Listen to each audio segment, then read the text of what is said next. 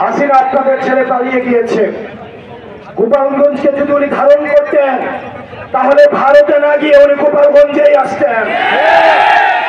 ওনার মতো স্বার্থপর উনি ওনার ফ্যামিলির মানুষ ছাড়া গোপালগঞ্জবাসীর কথা একবারও ভাবেন নাই।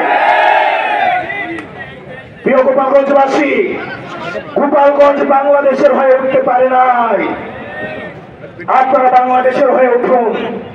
আওয়ামী লীগ পরিকল্পিতভাবে গোপালগঞ্জকে বাংলাদেশ থেকে বিচ্ছিন্ন করেছে, ভবিষ্যৎ প্রজন্মের ভবিষ্যৎকে সংকটে ফেলেছে।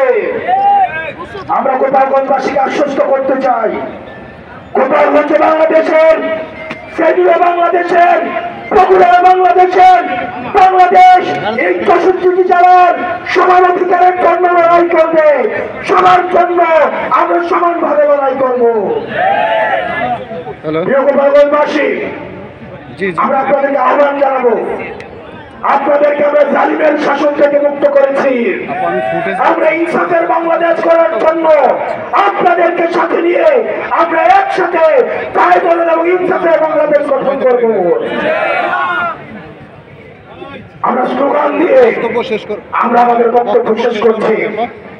এই গোপালগঞ্জে মুজিববাদীদের মাটিতে দাঁড়িয়ে আমরা ঘোষণা করছি, ওই মুজিববাদের রাস্তাটা ভেঙে দাও, গড়িয়ে দাও।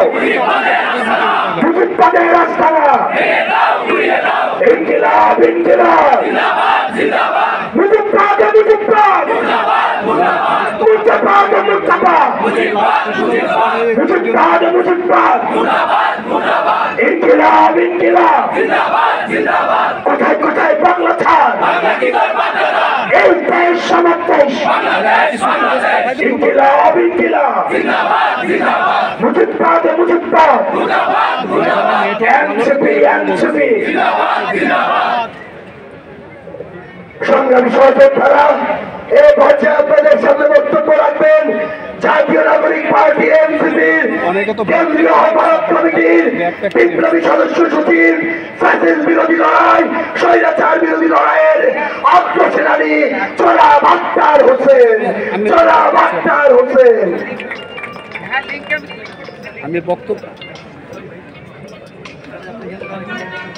ডিজিটালে কানেক্ট হইতে পারবো, তাহলে এই ফুটেজ ধরতে পারবো না। কিন্তু গোপালগঞ্জের সাহসী জনতা আওয়ামী জঙ্গিদের তাণ্ডবের সময়ে এই গোপালগঞ্জে আপনাদের একজনের দাঁড়িয়ে থাকা গোটা বাংলাদেশে আমাদের